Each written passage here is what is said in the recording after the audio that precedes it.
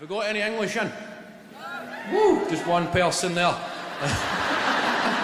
I think we're anti-English, Scotland is. People confuse us for, why don't you support us in major football tournaments? It's every 2 years, let me get this straight, you actively support the other teams because they're playing England, isn't it? That's pretty much it, mate.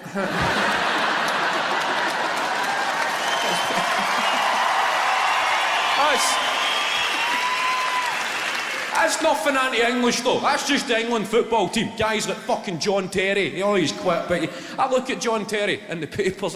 He looks like the kind of guy, if he never made it as a footballer, you would see him outside a pub in Tenerife or somewhere going, you guys want a free shot tonight?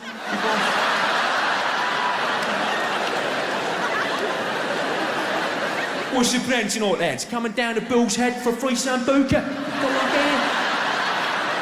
You love it, mate. Loads of girls, free shots. Come on, Dan.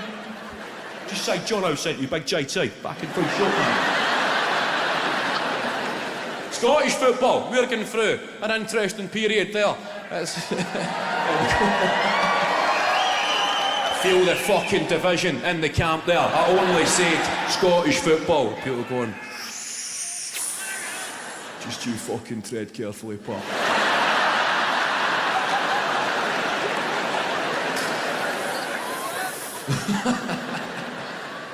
I remember watching a Danny Dyer documentary about the old firm, and it was good to see somebody like him. Danny Dyer, he's the prick's prick, isn't he?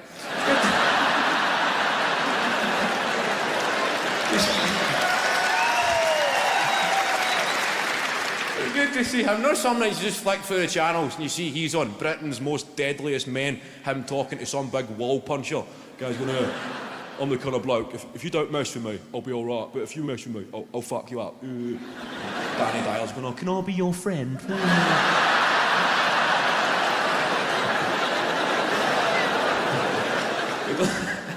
He done a special on football rivalries, and he was outside Ibrox in the morning of an Old Firm game, and he's talking to the camera. This guy made me laugh. He's going Celtic and the Catholics, and Rangers and the Protestants.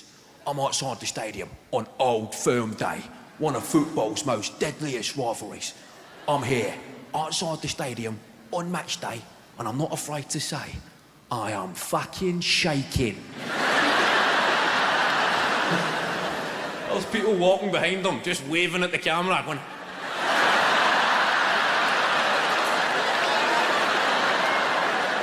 It was like 10:30 on a Sunday morning. He's going, I'm a fucking tough bloke. I've seen some stuff, but today, I'm fucking petrified. The guy walks behind him with a bacon roll and a cup of tea. He shouts, come on, Rangers. He's going, it's fucking kicked off now.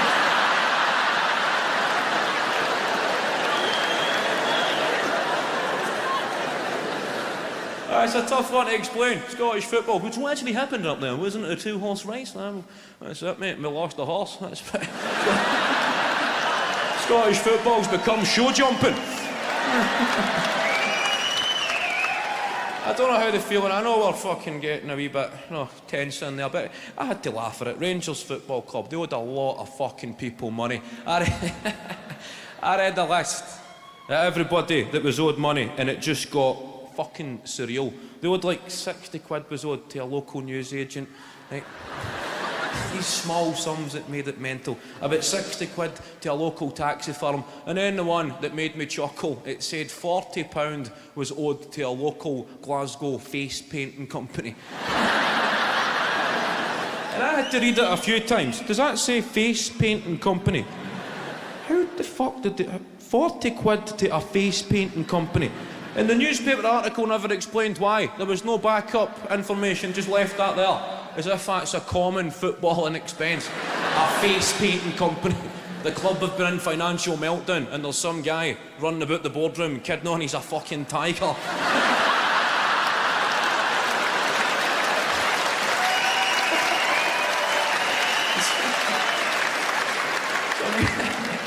Some guy just opening doors going, "Arrgh!"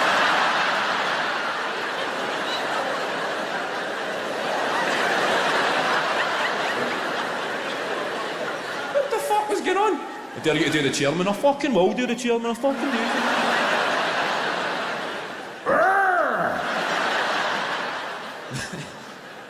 The boardroom going, will you go and wash your face, you fucking idiot? Try to fix his accounts here. Sorry about him, boys. Fucking 40 quid he spent on that.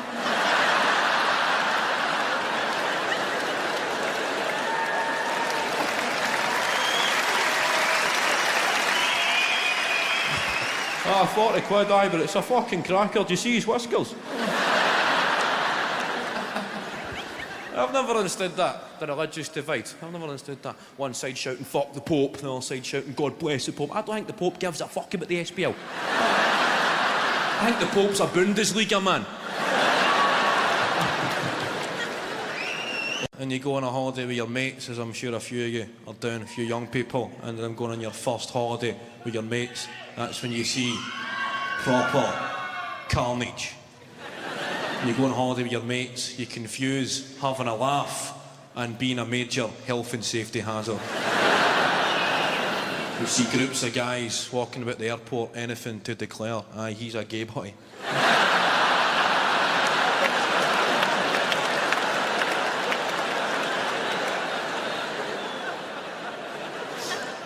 Oh, that sign said, anything to declare, and I said, he's a gay boy, this holiday's going to be mental, this holiday's.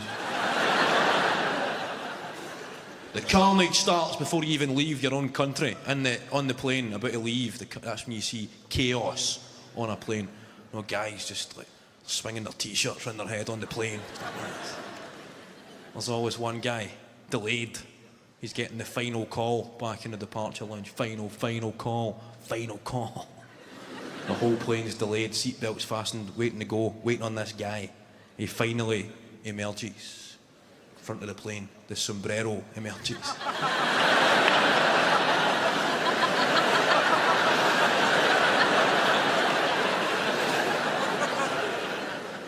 And rather than apologise for the inconvenience and the delay that he's caused everybody on the plane, he just kind of scopes the cabin to find the rest of his pals. And shouts, ha ha!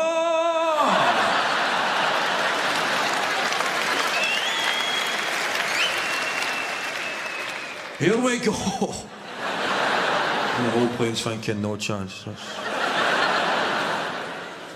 This plane better crash. No.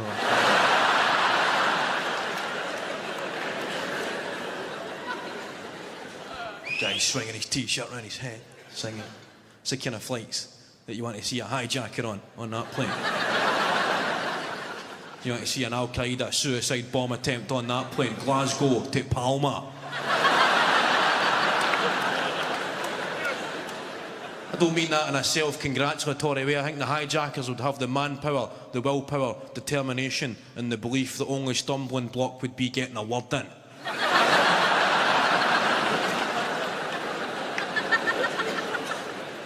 On that flight, Glasgow to Palma, you've spent the last 15 years of your life in Taliban training camps, on the flight simulators, ready to die for a cause you believe in, ready to give your life for 72 virgins, for Allah, for the jihad. You're on that plane. You're trying to stay focused. It must be pretty intense, the place you need to go to inside your mind to commit such an atrocity. You're trying to stay concentrating, whilst an inflatable crocodile gets smacked off the back.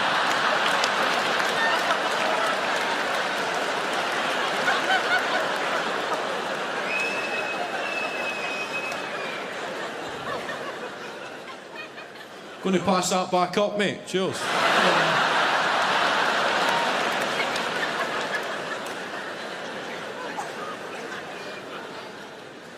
But the show must go on. The kamikaze headband goes on. You're in the aisle shouting, Al-Akbar! Al-Akbar! Nobody bats an eyelid.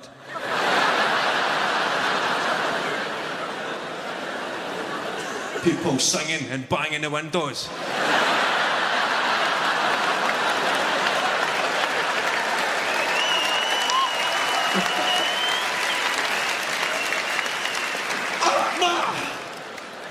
People having drunken conversations, just, are we humans or are we dancers?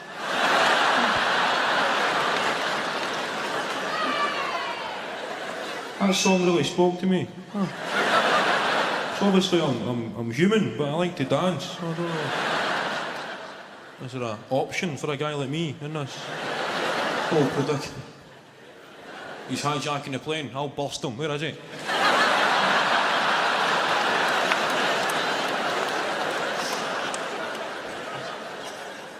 I'll put the fag out in a minute, mate. I'm dealing with a potential terror threat here.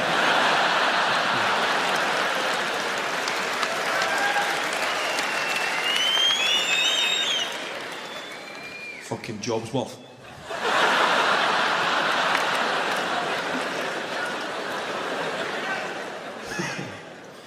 The guy's still shooting, "Allah Akbar!" Mate, sit in your arse, I'm trying to see the telly. Right. It's Cronenberg, just weekends. Pringles. And eventually tell the guy to sit in his arse and cuddle the guy. It'd be a beautiful moment for world peace, not just sitting there. Not saying, "Oh, you're killing yourself for 72 virgins, mate. We're going to Magaluf, man."